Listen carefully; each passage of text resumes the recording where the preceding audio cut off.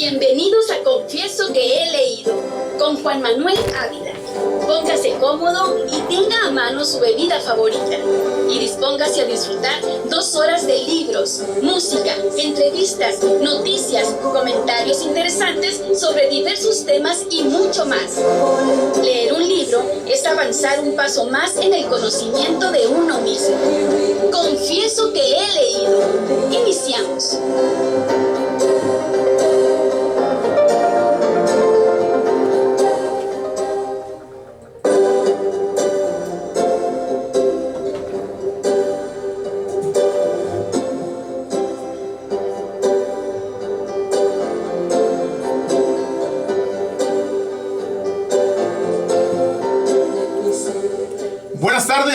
Buenas tardes, son las 7 de la tarde en punto, en esta fría, no tan fría, nocturnal, no tan nocturnal, ¿sí? Pero aún invernal, aún nos quedan varias semanas de invierno, algo heladita, algo fría, con algo de viento, pero siempre cálida, hermosa capital del estado de Sonora, Hermosillo. Es un gusto estar con ustedes hoy, jueves 27 de febrero.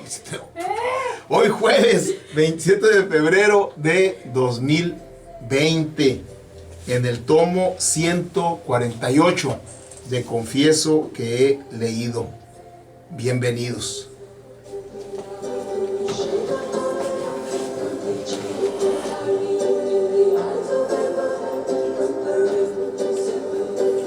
Hoy vamos a compartirles un par de sueños con su análisis, y después vamos a entrar en la lectura de la semana con la novela Clemencia de Ignacio Manuel Altamirano, una novela de corte romántico allá del siglo XIX, la segunda mitad del siglo XIX, la novela que se considera la primera de la época moderna del México moderno, ¿sí? Vamos a tener para la reflexión, por supuesto, va a estar con nosotros como todos los jueves Raúl Villegas Martínez con su cucharada de inteligencia financiera, ¿sí? Nos va a acompañar la doctora Beatriz Beltrán.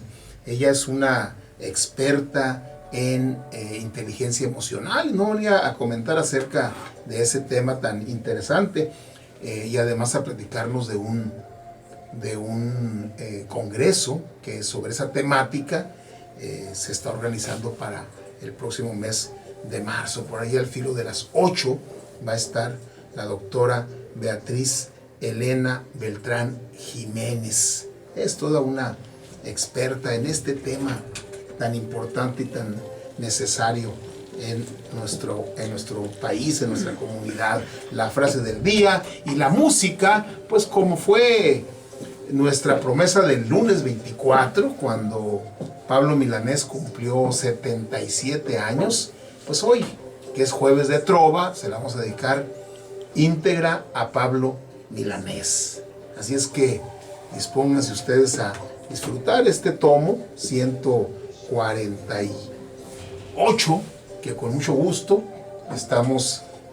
hemos producido para usted, ¿sí? Qué bueno que nos están sintonizando en el Facebook, estamos en vivo, en el 106.3 de frecuencia modulada, lo mismo en YouTube. Ya mañana muy temprano ya va a estar seccionado el programa de hoy. Pues bienvenidos a este tomo 148 de Confieso que he leído.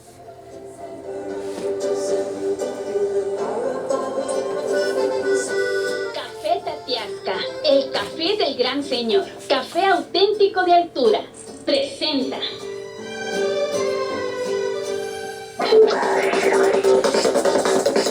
la lectura de la semana.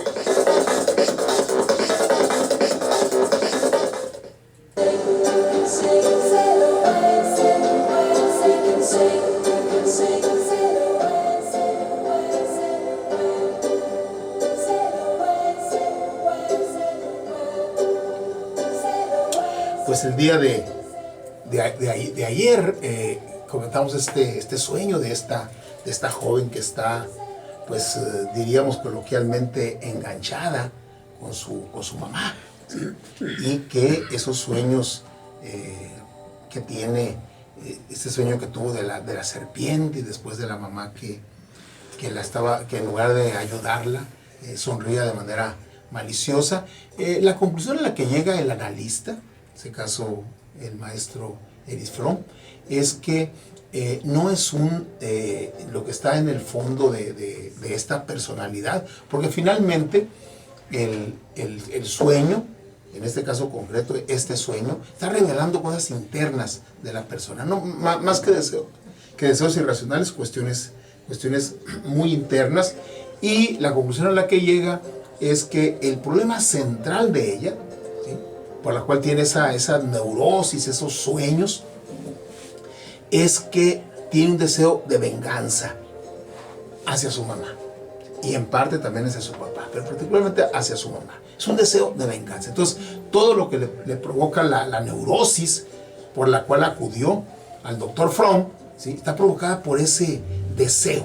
Por eso decíamos coloquialmente, está enganchada con su mamá, ¿sí? Entonces, de tal manera que seguramente, aunque no lo comenta aquí, pero probablemente el doctor Fromm le ayudó a soltar ese deseo de venganza, a soltar esa emoción, porque lo que nos dice aquí en el libro, El lenguaje olvidado, es que en el momento en que ella, ¿sí?, deje de desear vengarse de su madre, ¿sí?, en ese momento ella va a entrar en un proceso de recuperación.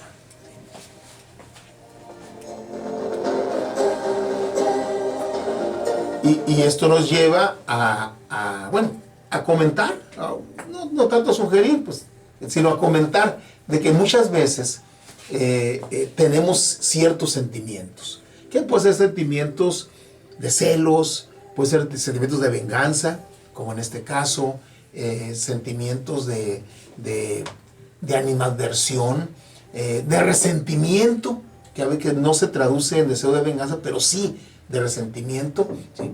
Y lo que dicen todos los especialistas, incluyendo al doctor Fromm, que a quien más hacen daño ese tipo de sentimientos y resentimientos y de emociones es a quien los trae, ¿sí?, no tanto en quien recae. Muchas veces en quien recae ni siquiera se da cuenta o percibe por ahí de vez en cuando, pero el sujeto anda cargando con esas emociones, ¿sí? Hay personas que llegan a sanar a los 30, a los 40 o a los 50 años, cuando dicen, yo ya perdoné, ¿sí?, perdoné a X persona que me hizo tal o cual cosa y que anduve cargando, ¿sí?, ese recelo en contra de la persona. Entonces, cuando hacen un proceso de perdón, vamos a decirlo así, que es un asunto interno, fundamentalmente, se liberan. Entonces, en realidad, esas emociones a quien encadenan es al sujeto que las produce. Es lo mismo como las maledicencias, ¿sí? El decir algo malo en contra de una persona o el agredir verbalmente a una persona, en realidad, ¿sí?, habla más de quien emite esa palabra, ese conjunto de palabras, que a quien están destinadas. Y a quien hacen más daño esas palabras malsonantes que se dicen, no con el ánimo de broma, ni como lenguaje cotidiano que puede pasar, sino con el ánimo de herir, de atacar a una persona, hace más daño a quien la emite que quien supuestamente la recibe. Porque, como dicen las Sagradas Escrituras, de la abundancia del corazón habla la boca.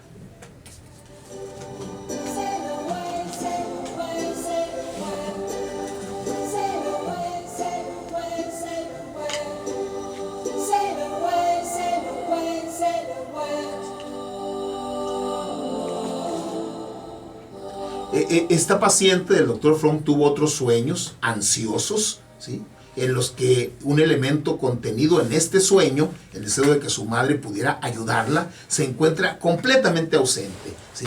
Estos sueños son los siguientes. Dice, estoy en una jaula con un tigre, no hay nadie que pueda ayudarme, camino por una estrecha franja de tierra que cruza un pantano, está oscuro y no veo dónde piso. Estoy completamente perdida y presiento que si doy un paso más resbalaré y me ahogaré. Ese es uno. Luego, soy la procesada de un juicio. Me acusan de asesinato que yo sé que no cometí, soy inocente. Y veo en los rostros del juez y los jurados que ya han decidido declararme culpable. El interrogatorio no es más que una cuestión de forma. Sé que, pese a lo que pueda decir yo o cualquier testigo, que además no veo ningún testigo, la causa ya está resuelta y no tiene objeto que trate de defenderme.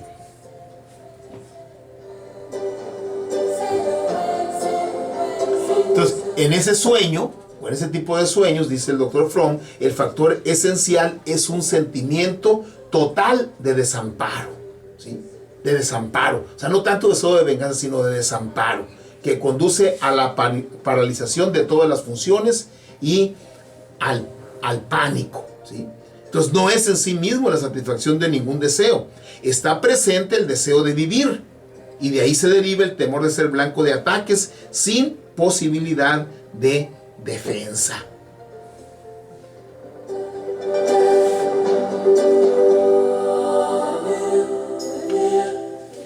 Les comparto otro sueño, el penúltimo quizá, el penúltimo. Estoy en el fondo de un pozo. Trato de subir trepando. Y cuando llego al borde, al que me aferro con las dos manos, viene alguien y me los pisa. Tengo que soltarme y caigo de nuevo al fondo del pozo.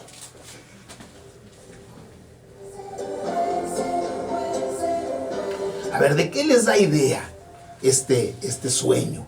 Estoy en el fondo de un pozo. Trato de subir trepando y cuando llego al borde, al que me aferro con las dos manos, viene alguien y me las pisa. Tengo que soltarme y caigo de nuevo al fondo del pozo. Ese es el sueño. ¿Sí?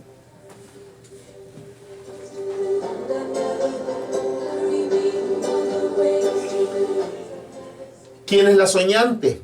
Una joven de 15 años, criada bajo las condiciones más inhumanas y devastadoras. Padre alcohólico, violento, que le pegaba. Una madre que periódicamente se fugaba con otros hombres. Un ambiente de suciedad, sin comida, sin ropa. Trató de suicidarse 6 veces, a partir de los 10 años de edad. Había tenido ese sueño, ¿sí?, de manera recurrente, ¿sí? No se acordaba desde cuándo, pero de manera recurrente.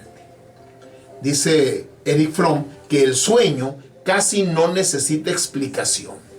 Expresa ampliamente la tragedia de la joven, su vida y sus sentimientos. Si se tratara de un sueño producido una sola vez, tendríamos derecho a decir que expresa un temor experimentado de vez en cuando por la joven, con el estímulo de alguna circunstancia específica, penosa.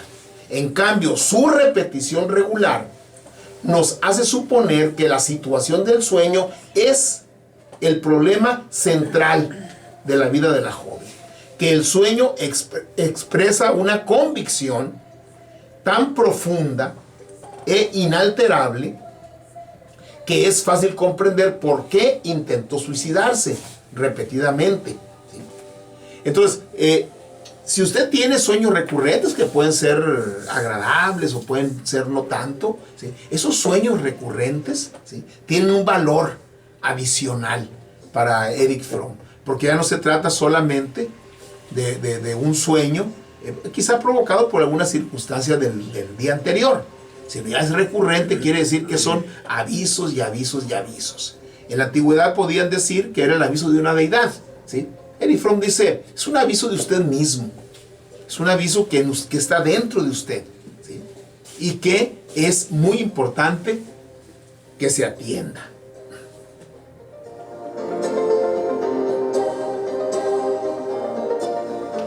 Y luego nos comparte varios sueños, pero que son repeticiones, ¿sí?, en los que el tema permanece invariable, ¿sí?, pero que presenta algunas variantes. Y para el ojo clínico, el ojo experto del analista, ¿sí?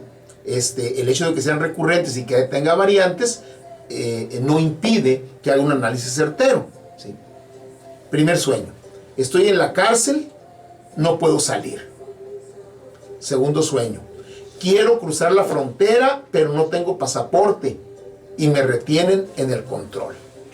Tercer sueño, del mismo soñante: estoy en Europa, en un puerto, y quiero embarcarme, pero no hay ningún barco. Y no veo de qué modo podría irme. Y la última versión del sueño fue esta: estoy en una ciudad, en mi casa. Quiero salir, quiero abrir la puerta, pero lo encuentro difícil. La empujo con fuerza, la puerta se abre y salgo.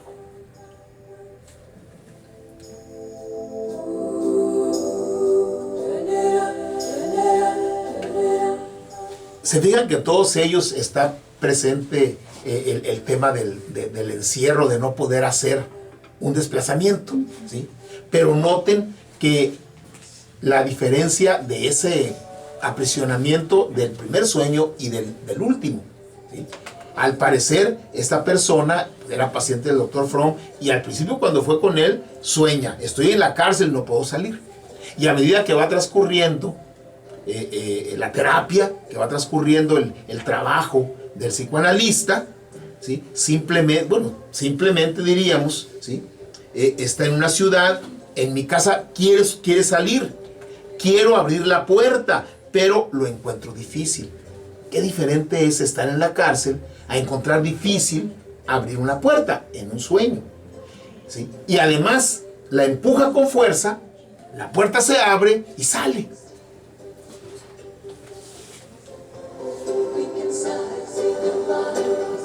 Entonces, el tema que sustenta es el mismo, pero el grado en el que lo vive la persona soñando, el grado es muy diferente. El tema que sustenta todos esos sueños es el temor de quedar encerrado, de estar preso, de no poder salir. No tiene importancia, dice Fromm, que nos ocupemos aquí del significado que pueda tener ese temor en la vida del sujeto.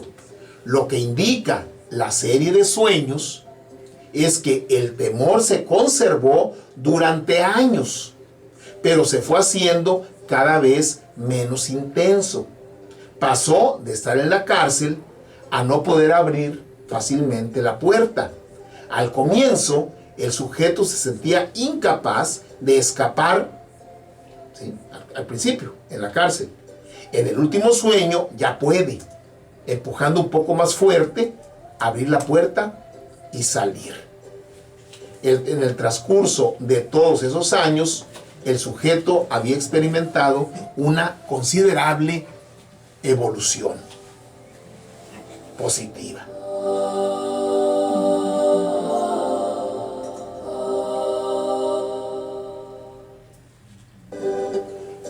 Pues hasta aquí dejamos este texto me parece sumamente rico y aleccionador y necesario, ¿sí?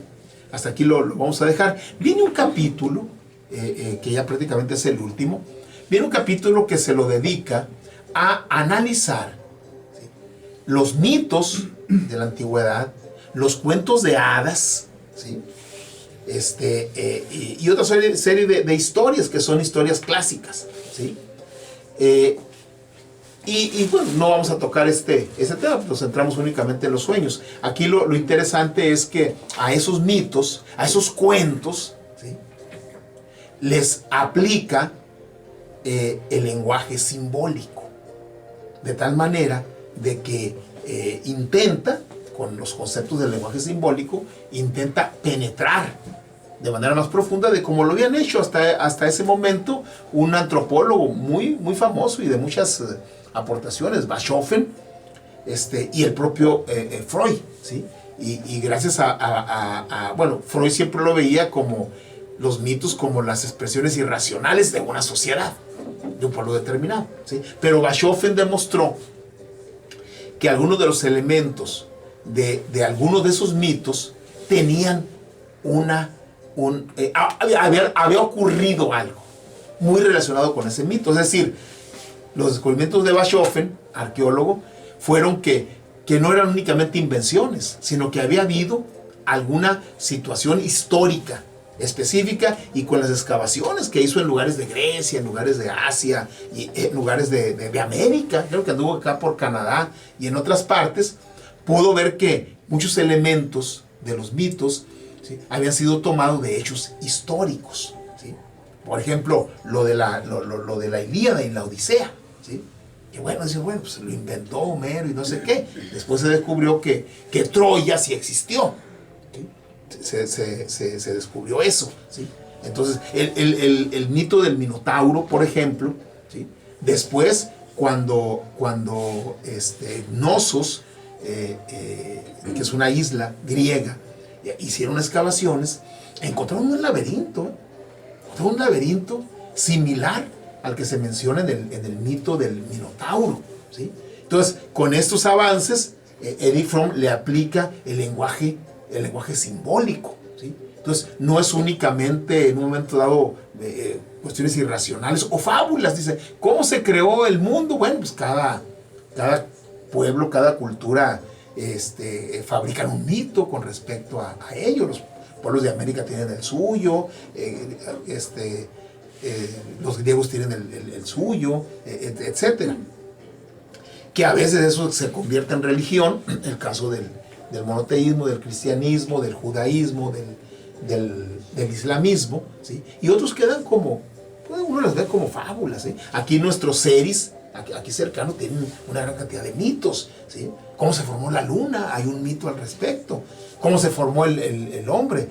Los mayas antiguos decían que había sido formado con maíz, ¿sí?, con masa de maíz, ¿sí? Entonces, evidentemente hay ese tipo, pero esencialmente dice Erich Fromm que es muy importante aplicarle el lenguaje simbólico a tratar de analizar los cuentos clásicos y los mitos, porque las enseñanzas son muy profundas para conocernos como humanidad.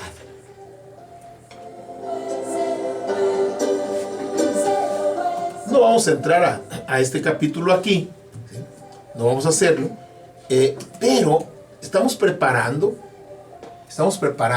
dedicar una semana a los mitos, ¿sí? Probablemente de esta semana a la siguiente se lo dediquemos a los mitos y podamos compartir con ustedes algunos mitos, y ahí podemos entresacar algunas cosas de las que nos comparte Erich Fromm, ¿sí? Aquí concluimos este libro, el lenguaje simbólico, ¿sí?, con esas enseñanzas del Dr. Fromm, que espero que hayan sido no solo de su agrado, sino también de utilidad, ¿sí? Y en su momento, cuando hablemos de los mitos, de los cuentos, de los ritos, también los analiza, de algunas novelas incluso, ¿sí?, vamos a entresacar algunos de los planteamientos teóricos y de los conceptos del lenguaje olvidado que nos pueden ayudar a interpretar estas producciones.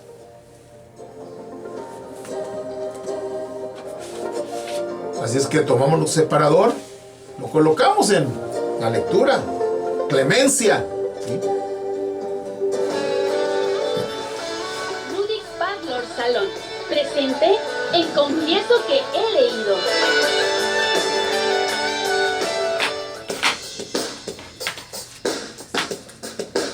Para la reflexión.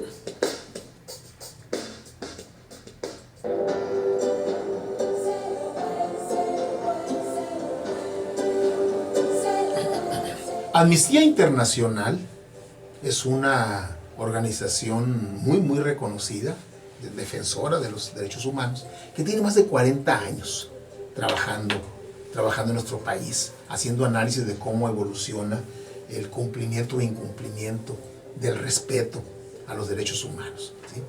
Y hace una semana justamente, Amnistía Internacional reitera una solicitud de reunión al presidente Andrés Manuel López Obrador ante la crisis de derechos humanos que está detectando Amnistía Internacional y que todos vivimos y padecemos, ¿sí? envió una carta abierta al presidente solicitándole una reunión y expresando sus preocupaciones sobre la respuesta ante la grave crisis de derechos humanos que enfrenta México. Si bien, dice la carta, el gobierno ha tomado algunos pasos en materia de derechos humanos, estos siguen siendo insuficientes para abordar de forma seria la crisis que viene enfrentando el país por muchos años. Es preocupante escuchar del presidente López Obrador discursos de menosprecio al rol de las personas defensoras de derechos humanos o ver cómo la Guardia Nacional es utilizada para impedir el paso de personas migrantes y refugiadas, o que continúe con fallidas estrategias militarizadas de seguridad pública de administraciones pasadas ante la oleada de homicidios y feminicidios. Esto describió Erika Guevara Rosas, quien es la directora para las Américas de Amnistía Internacional. En vez de evadir la responsabilidad y atacar a las personas y organizaciones que señalan la crisis que enfrenta México, le urgimos al presidente que se acerque a la sociedad civil para encontrar soluciones a esta grave situación y que ponga los derechos humanos como un eje central de su gobierno. Y en uno de los párrafos más importantes de su carta dirigida a Andrés Manuel López Obrador, dice que llevan varias décadas denunciando las violaciones de derechos humanos que han sido cometidas durante varias administraciones y hemos presentado reiteradamente recomendaciones para poner fin a esta crítica realidad. Durante su campaña electoral, recibimos con interés su solicitud de reunión con nuestra directiva en una carta dirigida a nuestro secretario general de fecha 19 de abril de 2018 y firmada por usted, dirigida pues a Andrés Manuel. Una vez asumido su cargo, nos comunicamos con su despacho, solicitándole una reunión a través de una comunicación oficial, y viene ahí el número de folio, que fue enviada el 7 de noviembre de 2019. Lamentablemente, la misma, dice Amnistía Internacional, no ha sido concretada. Pues esperemos que Andrés Manuel López Obrador atienda y reciba aún los gobiernos más duros, más problemáticos que hemos padecido en México, recibieron y tragando saliva, pasando saliva por los señalamientos documentados de Amnistía Internacional. Lo hizo Peña Nieto, lo hizo Calderón, todos lo hicieron. Tiene 40 años aquí en México. Andrés Manuel López Obrador, a pesar de que él envió una carta en plena campaña para tener un encuentro, no se ha concretado. Esperemos que esto sea pronto. Se lo dejamos para la reflexión.